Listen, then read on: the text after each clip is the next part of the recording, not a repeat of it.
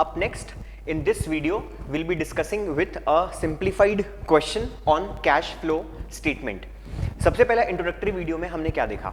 ये देखा कि CFS अपने को बनाना है, क्यों बनाना है? Because of section 2 subsection 40 of companies act, जो फाइनेंशियल स्टेटमेंट के बारे में अपने को बताता है कि CFS भी हमारे फाइनेंशियल स्टेटमेंट का फॉर्मिंग पार्ट बनेगा। तो सबसे पहला हम लोगों ने फर्स्ट वाले वीडियो में क्या फ्रीज कर लिया कि बनाना है।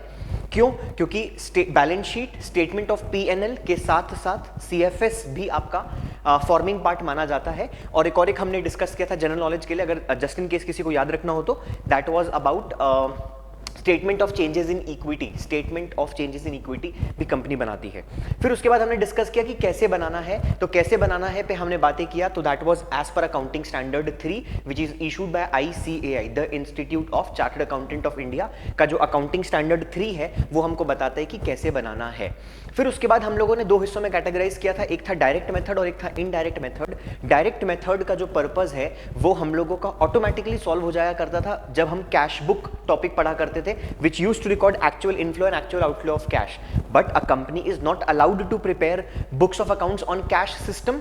इसीलिए मैंडेटरीली बुक्स ऑफ अकाउंट्स के लिए भी हमने एक सेक्शन का रेफरेंस लिया था 128 कि वहां पे लिखा हुआ है कि बुक्स ऑफ अकाउंट्स को companies are mandatorily required to go with accrual system of accounting.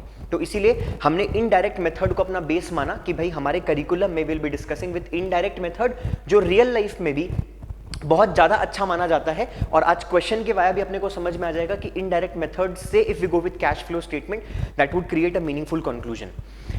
तो this was all about introduction कि इनडायरेक्ट मेथड से हमको CFS बनाना है। अब हम डिस्कस करेंगे कि कैसे बनाना है अपने को एक क्वेश्चन के वाया।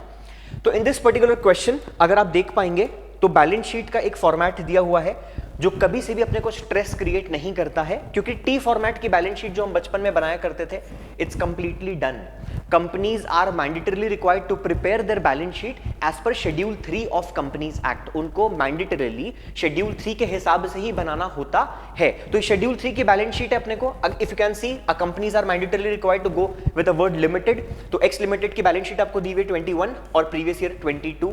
नॉर्मल से आपको बैलेंस शीट शेड्यूल 3 के फॉर्मेट के हिसाब से। अब अगर अपन इसको और एक्सटेंड करेंगे तो we have a note number का रेफरेंस 1। तो नोट में अपने को सिर्फ इतना दिया हुआ है कि sir statement of P&L what you are required to calculate is what prepare cash flow statement. तो अब अगर अपन इस क्वेश्चन में बात करेंगे तो बच्चा ये पूछता है कि सर इज इट पॉसिबल क्या कि एक इंट्रोडक्टरी हमने सिर्फ बेसिक सा नॉलेज जाना and are we potential enough. अच्छा, मजे की बात हमने क्या किया था पुराने में, we have bifurcated the entire discussion into 3 major parts of CFS, operating activity, investing activity and financing activity. तो एक बार क्विकली अपन देख लेते हैं कि कितनी भी बड़ी कंपनी की बैलेंस शीट क्यों ना हो जाए, but when it comes to the preparation of CFS तो we categorise into 3 major parts. One is the operating activity. Operating में हमने एक वर्ड यूज किया था principal revenue producing activity, something which is very much routine in nature are being classified as operating. Something जो investment से related है, आपने कहीं पे प्लांट मशीनरी खरीद लिया, बेच लिया, इस क्वेश्चन में सी तो we have a tangible assets, इसका परचेज सेल, कोई इन्वेस्टमेंट्स का purchase sale, non current investment का परचेज सेल, ये सब किसका पार्ट बनता है? इन्वेस्टिंग का। And something which is related to finance from a company's perspective. Let's talk about bank loan company ने ले लिया, डिबेंचर इशू कर दिया, डिबेंचर्स का रिडम्पशन कर दिया, कंपनी ने शेयर इशू कर दिया, प्रेफरेंस शेयर को रीपे कर दिया, तो ये सब किस में आएगा? ये हमारे फाइनेंसिंग का पार्ट बनता है। तो 3 मेजर हिस्सों में हमने पूरे डिस्कशन को क्लासिफाई किया था, operating, investing and what financing. तो we have 2 alternative to solve a question right on day 1 कि सर अगर हम बात करते हैं एक पर्टिकुलर CFS के क्वेश्चन में तो स्टेप बाय स्टेप तो मूव करेंगे, टॉपिक डेप्थ में भी है और कुछ जगहों पे अपने को अच्छी शार्प एडिशनल इंफॉर्मेशन भी दी हुई रहती है, जिसके via you have to go with working notes as well. But in this particular question this is like so damn simple, क्योंकि यहां पे हमारे को कोई भी नोट्स का रेफरेंस नहीं है, कोई भी हमको एडिशनल इंफॉर्मेशन नहीं दिया हुआ है। तो इस पर्टिकुलर वीडियो में हम क्या टारगेट कर रहे हैं? हम हमारे मोटिव को सॉल्व करने की कोशिश करेंगे कि सर बार बार एक पर्टिकुलर लाइन हर एक टॉपिक में रिपीट होगी, दैट इज वाई CFS। तो दैट इंपॉर्टेंट मोटिव इज कि हम हमारे लाइफ को स्टार्ट करते हैं अक्रूवल सिस्टम ऑफ अकाउंटिंग से। हम लोग कभी भी बुक्स ऑफ अकाउंट्स को चैलेंज नहीं करेंगे, उस बैलेंस शीट से यू आर प्रिपेयरिंग CFS। तो how is it possible at any point of time कि आप बैलेंस शीट को चैलेंज करोगे कि सर ये सही है या गलत है? This is 5000% correct. बिल्कुल करेक्ट है, हमारा बैलेंस शीट एकदम करेक्ट है। बुक्स ऑफ अकाउंट्स आपने अक्रूवल सिस्टम के हिसाब से मेंटेन किया था, appreciable. But when it comes to CFS, तो यहां अक्रूवल से हम स्टार्ट करके we need to calculate what is the difference between cash and cash equivalent. यानी बेसिकली हम लोगों का जो ट्रैवल है वो ट्रैवल होगा सर कहां से, अक्रूवल सिस्टम से कैश सिस्टम के टूवर्ड्स। हम अक्रूवल में क्या रिकॉर्ड करते थे, every single transaction at the point of time when the transaction has been actually incurred, irrespective of the fact whether the cash have been received or not. आज हम depreciation जैसे non cash expense को भी record करते थे और हमारा routine salary के भी एक्सपेंस को रिकॉर्ड करते थे। तो कैश हो, नॉन कैश हो, पेमेंट हुआ नहीं हुआ, अगर वो करंट ईयर का है तो वो करंट ईयर में रिकॉर्ड होगा। बट आज हमको ये चेक करना है कि डेप्रिसिएशन जैसे एग्जांपल से क्या हमको कोई एक्चुअल आउटफ्लो हो रहा कि नहीं हो रहा। We need to figure it out कि हमारे पॉकेट के डिफरेंसेस जो क्रिएट हो रहे हैं, basically this is only a topic in the entire curriculum जहां पे आपको एग्जाम में आंसर पता होगा कि भाई अगर आपका ये आंसर आ रहा है तो like you are 200% correct, and if not तो आपको उसी पॉइंट ऑफ टाइम में समझ में आ जाएगा कि कुछ ना कुछ गलती एग्जिस्ट कर रही होगी। बट इस सेंटेंस को एक वर्ड के साथ डिस्क्लेम करना चाहूंगा कि अगर पूरा का पूरा क्वेश्चन अगर आपको पूछा है, लेट्स से इस पर्टिकुलर क्वेश्चन में you are required to prepare CFS, तो कोई दिक्कत नहीं, आंसर बिल्कुल आपका आ जाएगा। But if you are asked with only and only operating activity या only and only financing, only and only investing, तो that particular point of time फिर आप आंसर को लोकेट नहीं कर पाओगे। तो ओनली क्वेश्चन क्यों, क्योंकि मुझे पता है कि I am starting with net profit and where you need to land up is the difference between, word बोलना चाह रहा हूं, कैश एंड कैश इक्विवेलेंट। अगर आप इस क्वेश्चन में भी देखोगे तो आपको एक नजर आ रहा होगा कैश एंड कैश इक्विवेलेंट। हमारा मोटिव क्या है कि सर ये कैश एंड कैश इक्विवेलेंट का जो डिफरेंस आ रहा है, लेट्स से 70,000 प्रीवियस ईयर का, हम रीड कैसा करते हैं, 70,000 पहले था अब 94 हो गया, तो 24,000 का जो इंक्रीज है इसके रीजन तक हमको लोकेट करना है कि कौन कौन से ट्रांजेक्शन से सर ये प्लस हुआ होगा, कौन कौन से ट्रांजेक्शन से ये माइनस हुआ होगा, कौन कौन से ट्रांजेक्शन से that would have been resulted into an inflow, और कौन कौन से ट्रांजेक्शन से that would have resulted into an outflow of cash is to be located. So very important is what, motive and motive. We need to just figure it out कि हमारा motive क्या है preparation of cash flow statement का, that we need to start from books of accounts का एक ऐसा profit word बता दिया मैंने। हम क्वेश्चन को कहां से स्टार्ट करते हैं, under indirect method. We have two alternatives. First is कि इस क्वेश्चन के वाया हम हमारी रीडेबिलिटी को स्ट्रॉन्ग करते हैं कि सर एक नॉर्मल से क्वेश्चन को कैसे रीड किया जाता है। डाउन द लेन हम एक एक्सक्लूसिव एडजस्टमेंट्स को देखते चले जाएंगे और उसके डेप्थ को ड्रिल करेंगे। In this particular video how is it possible sir कि फर्स्ट वाले डे पे ही we are able to solve with a question, because we don't have any additional information, we don't have any notes to accounts. तो question like very simple plain और एक basic सा question है जहां पे आपके पास सिर्फ एक बैलेंस शीट है। तो यहां पे हम रीडेबिलिटी को सीखेंगे कि सर आप टॉपिक को स्टार्ट कहां से करोगे, आंसर का मैच कैसा है, और फिगर्स को हम लोग किस तरीके से प्लस माइनस करते हैं। द सेकंड ऑल्टरनेटिव इज कि if you go in a book तो you will find a 2 page format, कि आपको 2 पेज का बुक का 2 पेज यानी दोस्त हमारे में प्लस 3 पेज, तो उस पर्टिकुलर फॉर्मेट में इफ यू गो तो you can just memorise the format and then place, which is practically impossible. वो आप एडजस्टमेंट्स के साथ, एडिशनल इंफॉर्मेशन के साथ वहां पे प्रॉब्लम और डिफिकल्टी अपनी बढ़ेगी।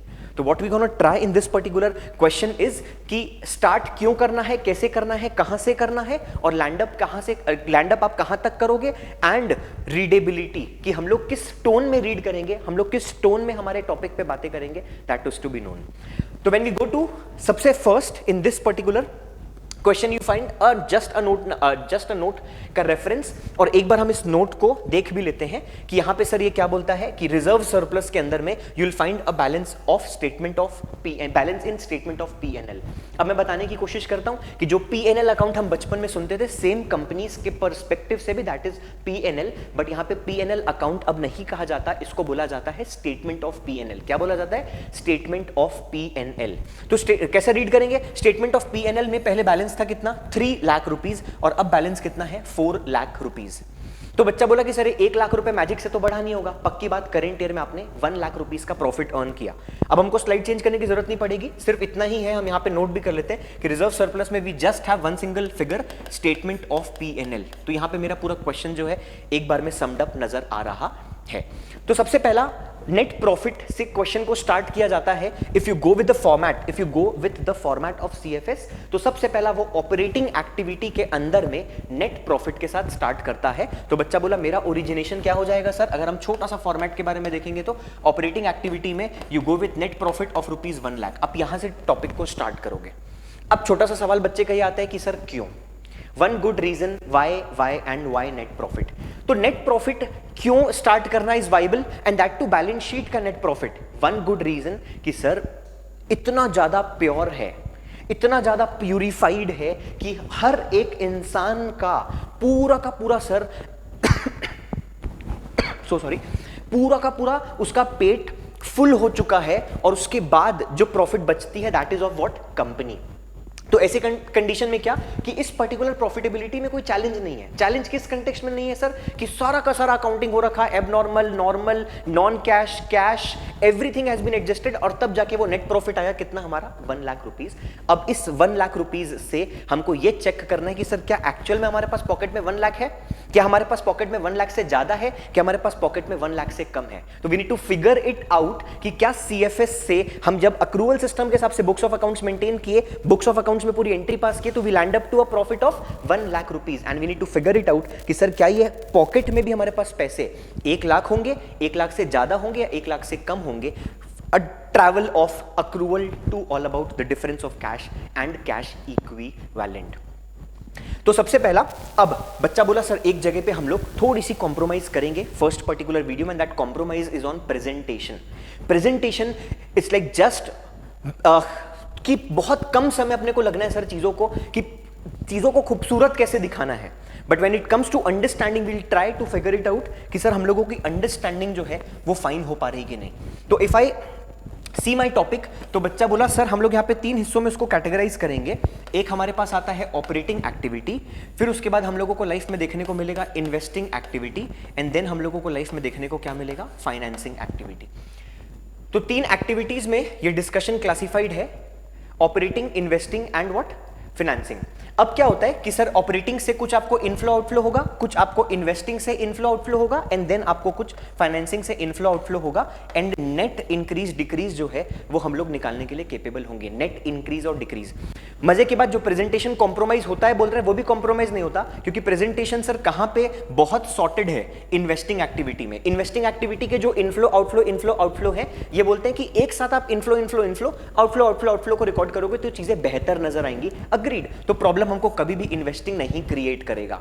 Same goes with financing. Financing भी हम लोगों की लाइफ में कभी भी स्ट्रगल का पार्ट नहीं बनता, क्योंकि यहां पे भी सर क्या है? इनफ्लो आउटफ्लो को एक बंच बना के आप रिकॉर्ड कर लो कि इनफ्लोज एक साथ दिखा दो, आउटफ्लो एक साथ दिखा दो, rather than creating a zigzag of inflow outflow. तो दैट वुड क्रिएट प्रेजेंटेशन। और जब अंडरस्टैंडिंग के पर्सपेक्टिव से अगर हम बात करेंगे तो पूरे करिकुलम में सबसे इंपॉर्टेंट कौन सा है? ऑपरेटिंग एक्टिविटी, क्योंकि यहां से आप क्वेश्चन को नेट प्रॉफिट के साथ जब स्टार्ट करते हो तो यहां पे मीनिंगफुल कुछ कंक्लूजन्स हैं, कुछ जगहों पे अंडरस्टैंडिंग इन्वॉल्व है। तो सबसे ज्यादा फोकस एरिया कहां पे रहता है? ऑपरेटिंग एक्टिविटी में, जो बेसिकली यहां पे 2-3 हेड्स में क्लासिफाई करता है कि कुछ आप पहले हेड डाल दो, फिर प्लस माइनस यहाँ पे, फिर हेड, फिर प्लस माइनस, फिर head and so on and so fourth. तो थोड़ा सा अगर हम लोगों को ज्यादा फोकस करना है पूरे टॉपिक पे तो we have to go with operating, rest investing and financing are like so very simple. Let's get started with this particular question. तो अगर हम बात करें तो सबसे पहला हम लोग कहां से स्टार्ट करेंगे? Will be starting with net profit as the starting point of indirect method under the head operating activity. अब चूंकि हमारे पास कोई नोट्स टू अकाउंट्स नहीं है, चूंकि हमारे पास कोई एडिशनल इंफॉर्मेशन नहीं है, तो बच्चा बोल रहा है वेरी सिंपल, हम लोग एकदम straightforward from start to end चले जाएंगे और आप बताना सर कि हमारा आंसर क्या होगा। आर वी अवेयर अबाउट पहले से कि हमको क्या फर्क डिफरेंस आएगा? Answer to that question is yes. आपको पता है दोस्त कि मेरे पास 70,000 रुपीज था पहले कैश एंड कैश इक्विवेलेंट, अब वो 94 हो गया है, यानी तीनों एक्टिविटीज के बाद नेट इनफ्लो मेरी लाइफ में 24,000 का होगा। My answer would land up to what? Plus 24,000। कि सर यही फर्क अपने को निकालना है। प्रॉफिटेबिलिटी तो 1 लाख थी, but how is it possible कि आपके पॉकेट में सिर्फ 24,000 ही बढ़ रहा है? This is the topic CFS all about, कि यही हम लोगों को सर ये जो डिफरेंस को लोकेट करना है ना, कि भाई कैसे आप नेट प्रॉफिट 1 लाख रुपए से स्टार्ट करके how is it that rise is just near 24,000। This is all about cash flow statement जो हम लोगों को समझना है। तो लेट्स गेट स्टार्टेड। सबसे पहला क्या कि ऑपरेटिंग एक्टिविटी में you will be starting with what, net profit. अच्छा, अब मैं इसमें बोलने की कोशिश करता हूं कि सर नेट प्रॉफिट भी और फाइन है, लेकिन वो आगे धीरे धीरे फाइन होता चला जाएगा।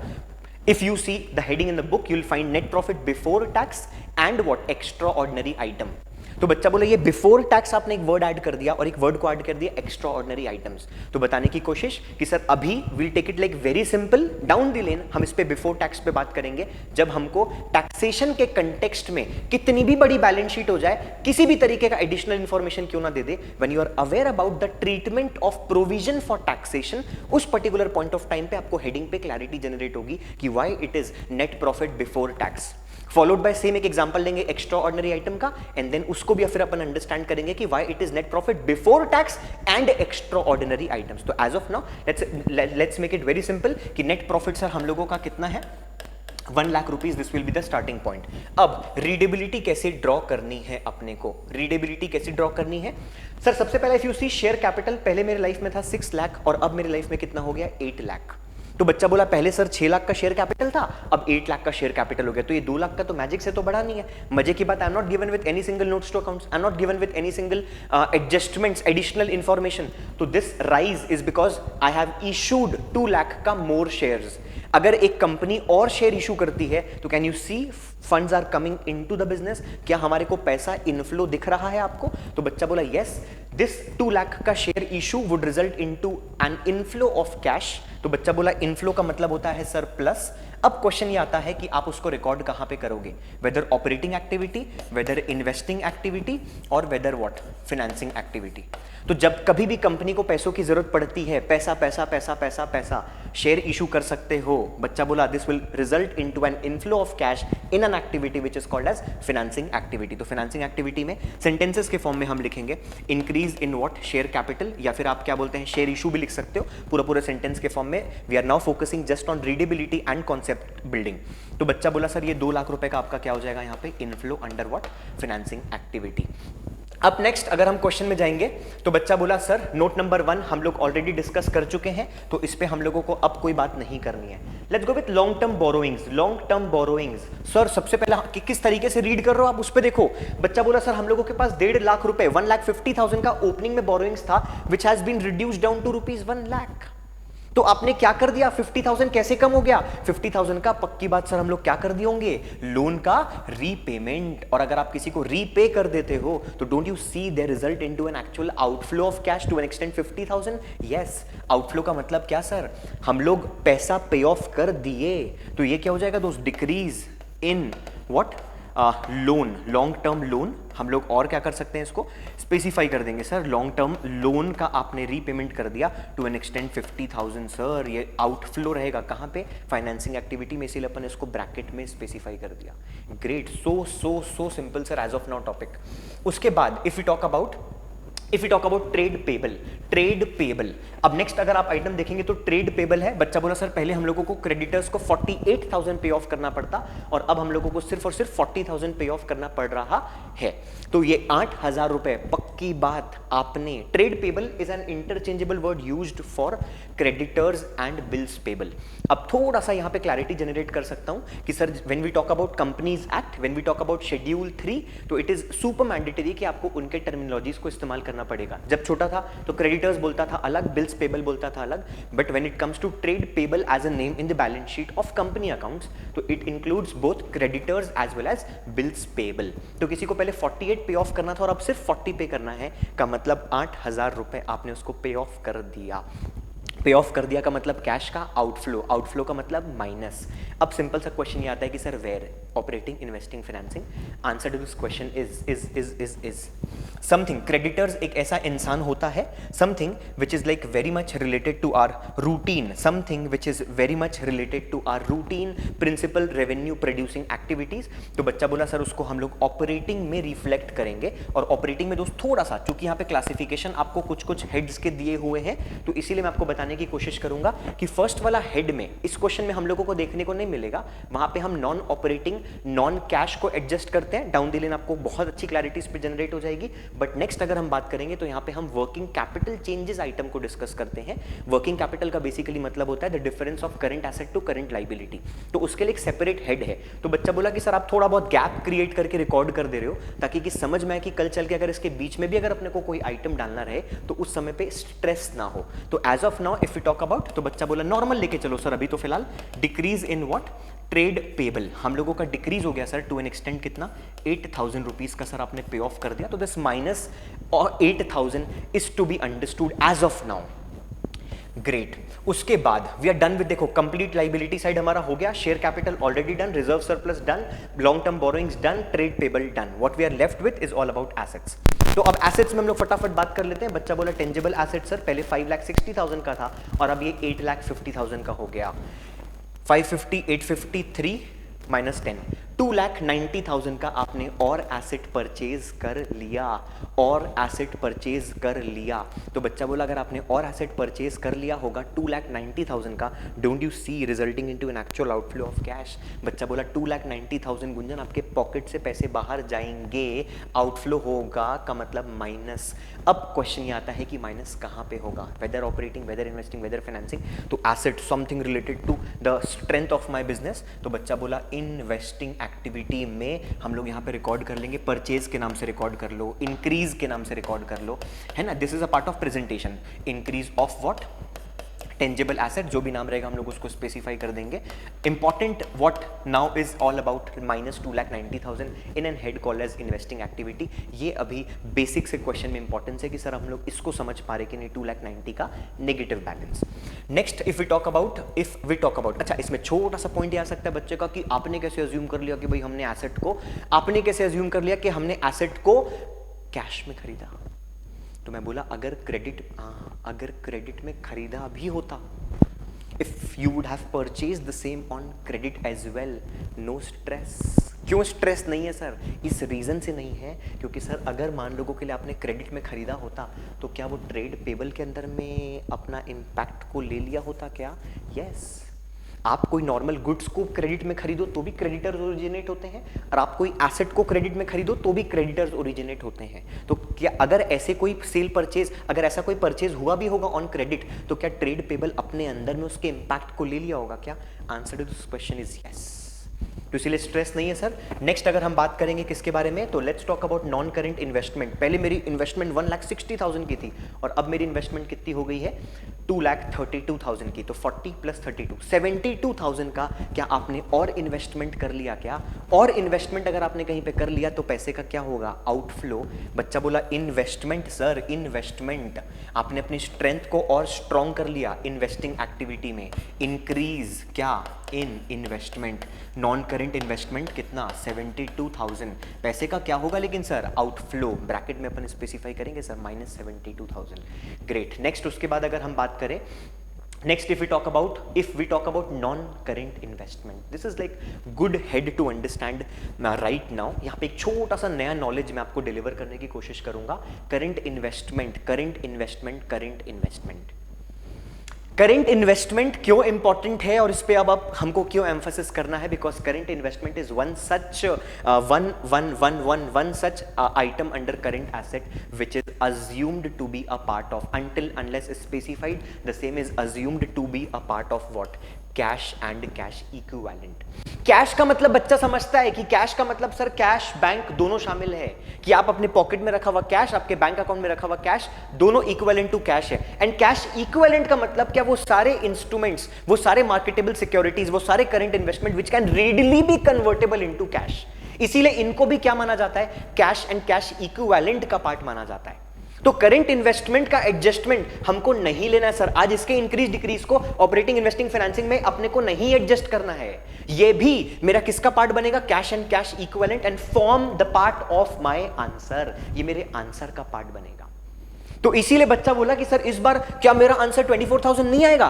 बिल्कुल आएगा, +24, but also you have to check one more item which is about in non कौन सा? Current investment. तो करंट इन्वेस्टमेंट कितना था? 1,34,000 और अब वो कम होके कितना हो गया है? 50।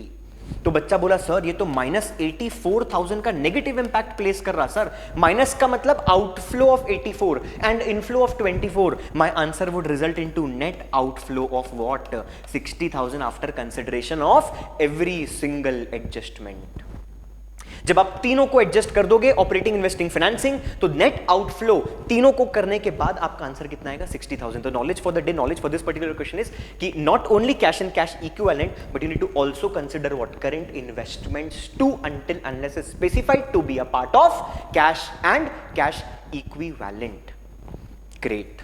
अब next we left with to inventories. Inventories में क्या लिखता है सर, 82,000 की इन्वेंट्री थी, 76 हो गई। का मतलब क्या कि मैंने क्या 6,000 की और इन्वेंट्री को सेल कर दिया, क्या सेल कर दिया होगा। तो बच्चा बोला पैसे का क्या होगा, inflow, principal revenue producing activity. Sir ये तो रोज का काम है आपका सर, इन्वेंट्री खरीदना बेचना, something which is very much related to what my routine. तो बच्चा बोला सर अगर आप क्या कर रहे हो, यहां पे मेरा हो जाएगा दोस्त, बोलो क्या, डिक्रीज इन इन्वेंट्री। इन्वेंट्री का मतलब दोस्त स्टॉक, बट यहां पे हम स्टॉक के नाम से नहीं, इन्वेंट्री के नाम से बोलते हैं। तो कितना, 6,000 रुपीज की आपकी क्या हो गई है, इन्वेंट्री डिक्रीज हो गई है। तो बच्चा बोला उससे क्या होगा सर, उससे होगा क्या, पैसे का इनफ्लो प्लस माइनस, प्लस कहां पे, ऑपरेटिंग एक्टिविटी। और बच्चा बोला सर अगर आपको क्या पता कि कैश में हमने सेल किया कि नहीं किया, तो आपने उसको क्या किस में सेल किया होगा, क्रेडिट में भी सेल किया होगा। तो don't you feel trade receivable में उसका इंपैक्ट आ जाएगा। कैन यू सी कि उसका इंपैक्ट ट्रेड रिसीवेबल में आ जाएगा। Answer to this question is again yes. आ रही अपने को बात समझ में। And one last if you see, तो बच्चा बोला सर ट्रेड रिसीवेबल अगेन थोड़ा सा 10 सेकेंड्स कि is an interchangeable word used for debtors as well as bills receivable. तो डेटर्स और बिल्स रिसीवेबल को क्लब करके कंपनी अकाउंट्स में शेड्यूल 3 की बैलेंस शीट में they use word trade receivable. तो ट्रेड रिसीवेबल हम लोगों के पास पहले कितना लोगों से लेना था, पहले कितना लेना था अपने को 92, और अब अपने को सिर्फ कितना लेना है 38। तो बच्चा क्या बोलता है सर कि जो डिफरेंस का अमाउंट है, क्या ये पैसा आ गया होगा क्या ये वाला पैसा, बिल्कुल यस। तो बच्चा बोलता है सर अगर हमारे को पैसा आ गया होगा तो this would result into what, cash का इनफ्लो। क्या हमारे पास वो पैसे को प्लस में रिकॉर्ड करेंगे क्या। Answer to this question is yes. And again this is something which is very much routine in your business, is all about what, operating activity. तो ऑपरेटिंग एक्टिविटी में आप क्या रिकॉर्ड करोगे, ऑपरेटिंग एक्टिविटी में आप record कर सकते हो again what, decrease in trade receivable. कि सर अगर उसका बैलेंस कम हुआ है का मतलब पक्का आपके पास लाइफ में पैसे आए होंगे। पैसे अगर आपके पास आए होंगे तो हम लोग उसको क्या करेंगे सर, ऐड कर देंगे। क्या फिगर आपका हुआ करता था,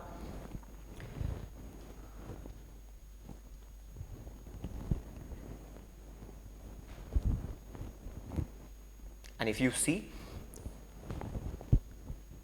you are done with this. अब हम इसको रिकंसाइल करेंगे। हम क्या करेंगे, इसको रिकंसाइल करेंगे सर कि ये सारे एडजस्टमेंट्स के बाद, क्या ये सारे एडजस्टमेंट्स के बाद, क्योंकि क्वेश्चन की अब मेरे को जरूरत नहीं है, तो will just reconcile this, will just reconcile the inflows and outflows. इसमें अगर हम बात करेंगे किसके बारे में, if you talk about operating activity, तो ट्रेड रिसीवेबल का आपके पास कितना पैसा आएगा, 54,000 का आपके पास क्या होगा, इनफ्लो होगा। 54,000 का आपके पास पैसा आया। अब उसके बाद नाउ यू चेक कि आपका नेट इंक्रीज डिक्रीज कितना, 3 फिगर मेरे को बाहर चाहिए। If you talk about this, if you talk about investing activity का नेट आउटफ्लो, तो 290 प्लस 72, 10 इधर, 362 का नेट आउटफ्लो है। Next if you talk about financing activity, तो we have an inflow of what, 1,50,000 net, 1,50,000 का आपके पास नेट इनफ्लो है। And if you talk about operating activity, we are compromising with थोड़ा सा प्रेजेंटेशन, तो बच्चा बोला 60 देन 52 एंड देन 52, 1,52,000 का क्या है, इनफ्लो। अब अगर आप देखते हो तो 1,52,000 plus 1 lakh, this is 3,02,000, and then 3,02,000 is what, plus minus is what, 3,62,000। Can you see net is less 60,000। और क्या ये हम लोगों को पहले से पता था क्या कि सर आंसर -60 ही आएगा, और -60 ही आपका आ रहा है। आई होप दोस्त we are done with like a very basic question, जहाँ पे सर बहुत सारे एडजस्टमेंट्स पे हमने बात नहीं की, बट एक रीडेबिलिटी को ड्रॉ करने की कोशिश कर रहे थे कि कैसे sir bare minimum we focus on कि कैसे कोई चीज ऑपरेटिंग में आएगी, investing, financing, knowing a bit of cash and cash equivalent followed by current investments and a plain simple question again with the motive of starting with accrual and finding the difference between the two of cash and cash equivalent.